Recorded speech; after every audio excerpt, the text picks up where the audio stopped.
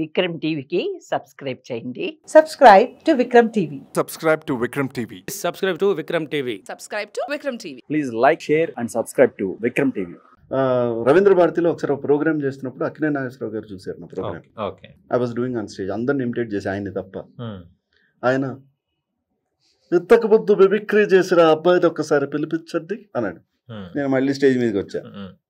వచ్చిన తర్వాత నువ్వు అందరినీ ఇమిటేట్ చేసావు, నన్ను మాత్రం ఎందుకు ఇమిటేట్ చేయలేదు అన్నాడు. అంటే సార్ మీరు నా ముందే ఉన్నారు కదా, మిమ్మల్ని ఎలా ఇమిటేట్ చేయండి సార్ అన్నాడు. అంటే ఆయన ఎంత స్పోర్టివ్గా ఒక మాట అన్నాడు తెలిసింది, మీ మిమిక్రీ వాళ్ళు అదే ఇలా ఇలా అంటారట కదా, ఏదో అను అన్నాడు.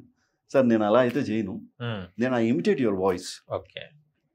నాకు వాయిస్ ఇమిటేషన్ వచ్చు, నేను రానప్పుడు ఇలా ఇలా ఎందుకు అంటారు సార్ ఊరికే, మీరు ఏమిటి అని ఒక్కసారి అంటారు కానీ ఏమిటి ఏమిటి ఏమిటి అంటారు కదా, ఊరికే అన్నారు కదా.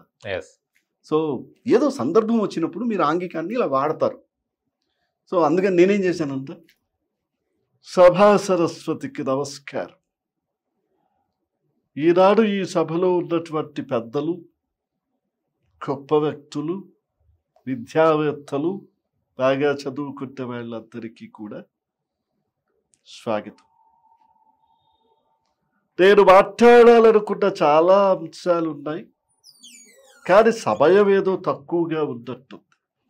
ఇది నా ఒక్కడి కోసమే పిలిచింది అయి ఉంటే డెఫినెట్గా ఈ రోజంతా నేనే మాట్లాడుంటేవాడిని అని నేను ఇలా మాట్లాడా. He appreciated.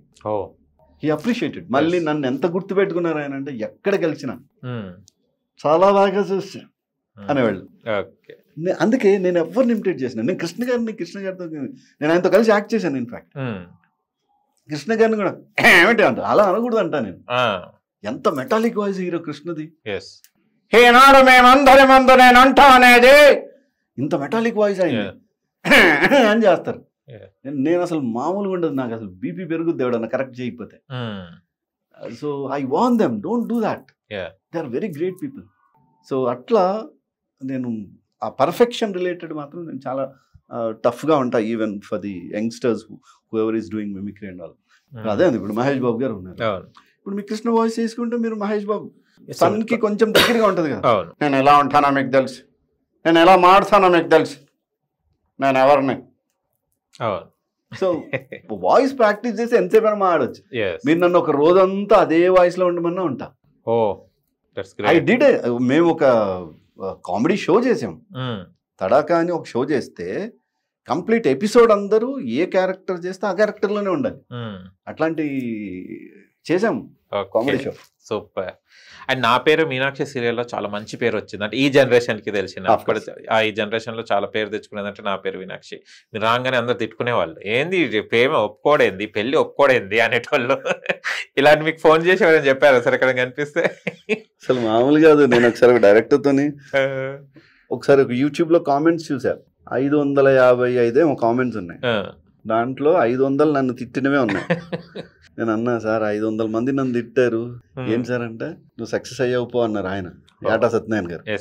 అంటే ఏంటి సార్ అన్న అంటే, ఏం లేదు, వాళ్ళు ఒకటి ఎక్స్పెక్ట్ చేస్తారు, వాళ్ళు ఎక్స్పెక్ట్ చేసింది జరగనప్పుడు వాళ్ళలో ఒక ఆవేశం ఉంటుంది, ఆ ఆవేశం ఫలితమే అది. అంటే వాళ్ళు ఇష్టపడుతున్నారని అర్థం. ఇష్టంలో అదొక డిఫరెంట్ ఇది, మీరు బాగా చేస్తున్నట్టు లెక్క అన్నాడు. అప్పుడు అమ్మ కొంచెం పాజిటివ్గా ఫీల్ అయినా, లేకపోతే ఆ టైంలో కొంచెం ఏంది ఇది అందరు తిడుతున్నారంటే నచ్చట్లేదేమో, యాక్టింగ్ నచ్చట్లేదేమో అని. లేదు, యూఆర్ డూయింగ్ గుడ్ జాబ్ అని. కానీ నా పేరు మీనాక్షి ఇల్లు కూడా మీకు కరెక్ట్ సెట్ అయిపోయింది, ఆ లగ్జరీనెస్ అదంతా.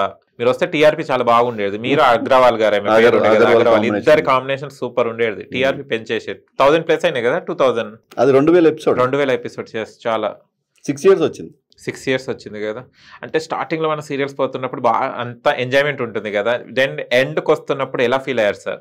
కొన్ని సీరియల్స్ మనకు అనుబంధం ఆర్టిస్టులతో, అది నిజంగా అది అయిపోవాల్సిన సీరియల్ కాదు. కాదు ఇంకా రాను ఏమైపోతుంది అంటే, స్టేల్ అవ్వడం ఒకటి, దాంట్లో ఉన్న ఆర్టిస్టులకి కొంతమందికి కుదిరి కొంతమంది కుదరక, ఇవన్నీ ఈ సెటప్ కొంత డిఫర్ అయిపోతుంది. సో దాంతో యాక్చువల్గా మధుర మీనాక్షి అని మళ్ళీ ఇమ్మీడియట్గా చేద్దామని కూడా అనుకున్నారు డైరెక్టర్ గారు, ప్లస్ దాని మీద కొంత డిస్కషన్స్ కూడా అయినాయి, కానీ somehow it couldn't take place. Okay. ఇప్పుడు అదర్వైజ్ అది ఇంకో 1000 ఎపిసోడ్లకి రన్ ఉండింది దానికి. అవునవును, ఉండేదానికి స్కోప్, దానికి సెక్ట్ ఉంది, దానికి ఆడియన్స్ కూడా ఉన్నారు. టీఆర్పీ చాలా బాగుండేది అసలు. ఎవరి ఇంట్లో చూసినా మీ టీవీ అన్నట్టు మీనాక్షి సీరియల్ చాలా చూసేది. అది చూసిన తర్వాతనే పడుకునేవాళ్ళు. ఈవెన్ జెంట్స్ సీరియల్స్ చూడరు కామన్ గా, నార్మల్ అది వచ్చినప్పుడు కామన్ గా చూసేది చాలా. నాకు ఎట్లా ఉండిందంటే ఆ సీరియల్ చూసిన టైంలో చాలా మంది ఫాదర్ క్యారెక్టర్ లో నన్ను రిలేట్ చేసుకున్నారు. అంటే కరెక్టే కదా, వీడు ఫాదర్ ఇలాగే ఆలోచిస్తాడు కదా, కూతురు బాగుండాలని ఆలోచిస్తాడు కదా. కూతురికి ఫాదర్ ఎట్లా అనుకుంటాడంటే నేను నా కూతురికి మంచి భవిష్యత్తు ఇవ్వాలి, మంచి సంబంధం ఇవ్వాలి, మంచి అబ్బాయినితో పెళ్లి చేయాలి, ఇట్లానే ఆలోచిస్తారు. కామన్ గా ప్రతి ఫాదర్ కి అంత అట్లానే ఉంటది. సో ఆ అమ్మాయిలకి ఎట్లా ఉంటది అంటే ఇండివిజువాలిటీ. అరే నేను నా ఇష్టానికి వ్యతిరేకంగా మా నాన్న ఎందుకు చెప్తున్నాడు, నన్నులాగా ఉంచచ్చు కదా అని వాళ్ళకు ఉంటది. సో అది ఇది ఈ కాన్ఫ్లిక్ట్ అనేది ఫస్ట్ నుంచి ఉంటది. మీకు ఈ 100 సంవత్సరాల సినిమా చరిత్ర తీసుకున్నా కూడా సినిమా కథల్లో ఇంతే. ఎంతసేపు ఈ ప్రేమల దగ్గరకు వచ్చేటప్పటికే డిఫర్ అవుతారు. పేరెంట్స్ కి పిల్లలకి మధ్య డిఫరెన్స్ అనేది అక్కడ. ఇక ఇప్పటి జనరేషన్ బాగా చేంజ్ వచ్చింది. పిల్లల అభిప్రాయాలని పేరెంట్స్ గౌరవిస్తున్నారు. పేరెంట్స్ ఒకవేళ చెప్పగలిగితే చెప్తే పిల్లలు వింటున్నారు. ఇవన్నీ ఇప్పుడు బాగానే ఉంది.